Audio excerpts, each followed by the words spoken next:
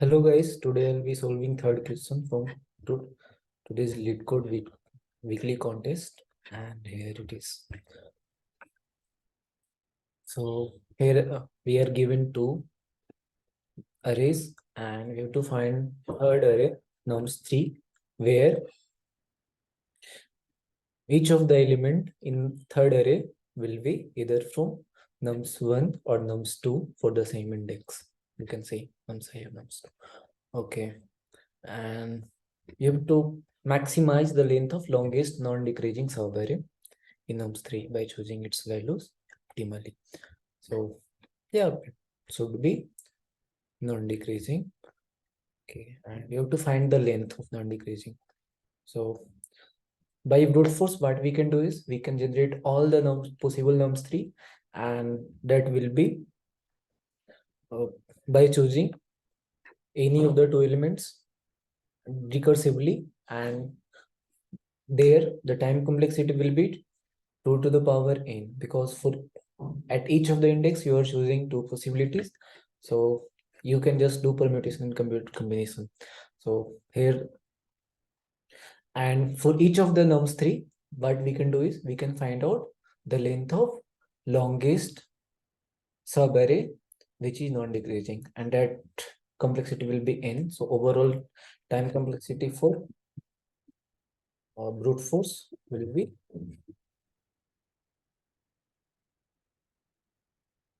n into 2 to the power n.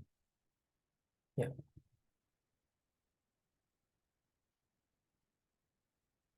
but I think this is not a good way, because already you can see the constant 10 to the power 5. So if you are doing 2 to the power 10 to the power 5, then it's going to be huge, and we don't want that, right?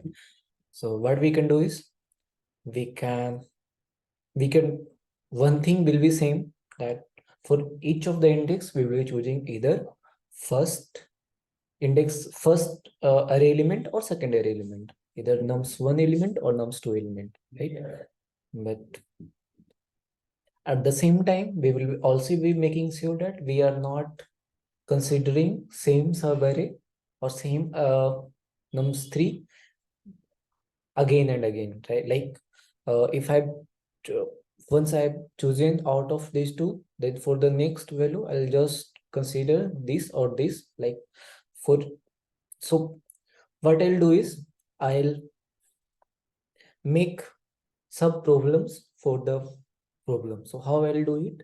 So if I am at the ith index, so I have to make sure that I have found out the answer till I minus 1th index. So like till previous index, I've done processing everything which I need to do, and now I'm doing this. I'll be doing the same for ith index, and again I will going till n minus 1 index, right? So, and again here what we need to find is the length of longest possible subarray which is non-decreasing. But here again, like instead of doing that, what I will do is think of it, what we can do instead of finding the longest subarray for till some element. Okay, so now I'll finding out longest subarray till the ith element. I'll not be bothered about any subarray which has existed before that index, which has existed way before that index. But I'll just be bothered about any subarray which is non-decreasing, and that is till the ith position element, then that will be considered. If that subarray includes that current element, then only I'll be bothered, and I'll be counting it in the set of answers. Like answer is the longest possible subarray of that type, right? So if that is the if at certain element, if I have some length, Okay, then I'll consider that length into the set of answers, and I'll find out if this value is, if this length value is greater than already existing answer, then I'll replace the answer with current length. That I'll do. So let's understand this with an example. So yeah, I've taken this example. So here 2, 3, 3, 4 is one first array, that is nums1, and 1, 3, 2, 1 is nums2. And here I'll just be starting with I position at here. So yeah, so here the length will be 1 for if I choose 1, and if I choose 2 also, then the length will be 1 only, right? And again, if I increase I value, I come here, and here if I choose 1, then the length will be 1 plus 3, because if I choose 3, then if I choose 3, then I can choose 1 or 2 to make non-decreasing subarray. So if I'm choosing 2, then also the length will be 2. And if I choose 1, then also the length will be 2, because I'm just incrementing the previous length. So again, so out of 2 or 2, I'm choosing, like obviously 2 will be the maximum of those two. And then here also, if I'm choosing these 3, then also I can choose either to choose this or this. And then again, out of these 2, I'm just increasing them. So increasing them by 1. So 1 plus 1, 2, 1 plus 1, 2, and out of these 2, this 2 is the maximum length. So here, if I choose any of these ray, the length will be 2 till that element, right? So the answer will be, result will also be 2 only. So result will be 2 only. And again, if here I'll be choosing either 3 or 2. If I choose 3, then I can have non-decreasing subarray from 3 or these 3 as well. So if I'm choosing this 3, then the length will be 3. If I choose this 3, then also the length will be 3, because 2 plus 1 and 2 plus 1. Okay. And obviously this is non-decreasing. 3 and 3, it's not decreasing, so it's not decreasing, right? And so the length will be 3.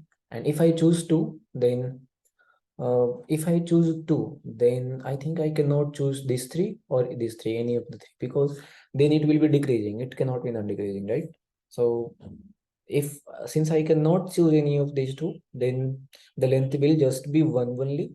So I'll check with this, I'll check with this. So I cannot choose any of these 2, and finally the length will remain 1 only, because uh, it will just have the element itself. The subarray will just have this element itself. But yeah, nums3 can be possible. Nums3 can be 1, 3, 2. But yeah, till 2, the subarray will be just 2 only. But here, since I have to choose the best one amongst all these, and put it in the result if the current value is better. So I have to make maximum of 2 and 3. So 3 will be the answer. Again, I have to choose 3 and 1, maximum of 3 and 1. Then yeah, 3 will be the answer. So the result till here is 3 now. Okay, and then let's to make I as here. Okay, let's forget. I forget to keep I here. Okay, now I'm keeping I here only. Okay, so if I'm processing this index, then let's choose 4 first. If I choose 4, then yeah, I can choose 3 or 2, any of these two. Then in any of these case, subarray will be non-decreasing till 4. Like if 3 is 3 to 4, it's not decreasing. Also 2 to 4 not decreasing. So the length will be 3 plus 1 or 1 plus 1. So it will just be 4 or 2, right? So the maximum is 4. So length is 4 here. And if I choose 1, then I can choose 2 or 3. And in any of the case, it is decreasing. So I cannot choose any of these 3 to contribute for its length. So it will, so there is nothing contributing from previous index here. So I'm just making length as 1 for if I choose 1. And in that case, the result will be out of these two. First make maximum of these two. So 1 and 4, 4 is maximum, and this out of this two, I have to find the maximum. So the maximum here is 4 only. So result is again updated to 4. So 4 will be the answer. So yeah, I think you understood the intuition behind it, or you understood the approach as well. So let's start coding it the same. I think I have coded it already. So let's code it again to make sure that so first we slice the length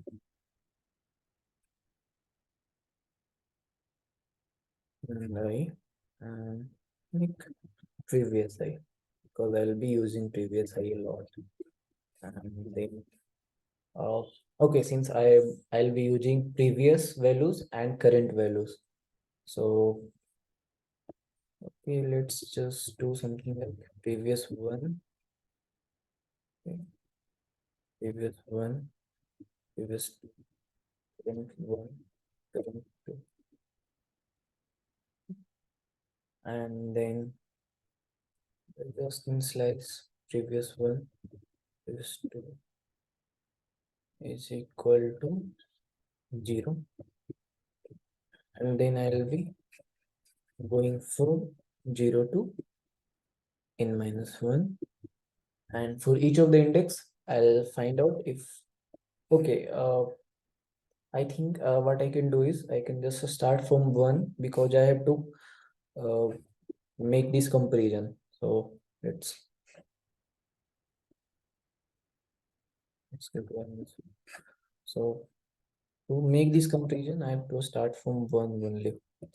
And yeah, previous values I can make 1 as well, because for the first, so for the first index either I choose 1 or 2, or either I choose from nums 1 or nums 2, the length will be 1 only till the 0th index. So the previous one will be previous 1 or previous 2 will be just 1. So in case I'm just having nums 1 previous I greater than equal to non-decreasing nums 1 I, in that case I can choose the previous value. So the okay result will be just in slicing with 0. Yeah. So okay, I'm not making result here. What I'm doing is I'm updating current one. So if I'm choosing first nums 1 value, then I'll include I'll update current one then. So I will just have 1 or previous 1 plus 1, because I'm updating on nums 1 previous value. Okay. Okay, let's slice this as well. 2 is equal to 1. So if I'm not, if nothing is contributing from previous values, then the length will be 1. So I'm slicing with 1 only. Okay. And if to the current one element, if nums 2 is contributing, then what I'll do, I can do is, okay, nums 1. So for nums 1, it's contributing. Let's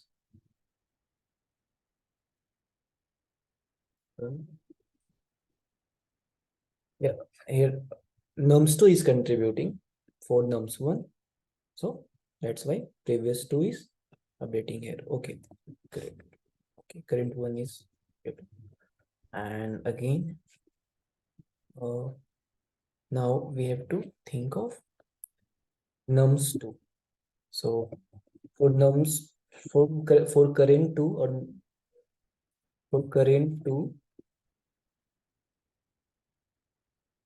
who is contributing? nums1 is contributing. Okay, nums1 is contributing for current 2 and update the same way previous one plus 1. Okay, again nums2 is contributing for current 2. Then also update current 2 as maximum of 2 previous plus yes, and then update result maximum of result and maximum of current 1 current 2. Okay, and then you have to update previous 1 is equal to current 1 and previous 2 is equal to current 2. I think then I can just return the answer result. And okay, I think I have just here what we are doing is we are for current 1 I'm just to find current 1 and current 2 I'm just proceeding with previous 1 and previous 2. So for current 1 I'm checking if previous 1 can contribute by this, and I will also check if previous 2 can contribute, right? If previous 2 can contribute or previous 1 can contribute for current 1. Okay, and for current 2 I'm checking if previous 1 can contribute or previous 2 can contribute. Okay, and finally I am taking the result as maximum of all the values, all the current 2 and the previous result values, and somehow I'm getting I can get the result as well. I think there is some compilation error somewhere. Let's figure it out without looking at my nums1 nums1 nums2 nums1 nums2 nums1 nums2 previous I is 2 previous 0. Okay, let's see only. Okay, there is some syntax error like this. Now I think I'm getting the answer. 2 for 2 is the expected element answers, and let's submit it. Why it is giving wrong result? Okay, since I am initializing result as 0, and okay, since I am initializing previous 1 and previous 2 with 1, so can I initialize result as 1? Okay, no, I can check if nums1 and nums2 okay, I can check if in value is 0 or 1. So I think nums value in value can not be less than 1 or cannot be 0. So always there will be one element. So for one element there will also be there will be at least one element present in the subarray, and one element will always be non-decreasing, right? So one element subarray you cannot find out if it's decreasing or not, so it will always be non-decreasing. So result will come in sliced with 1 and then see accepted. So this is all, and I'll put the answer somewhere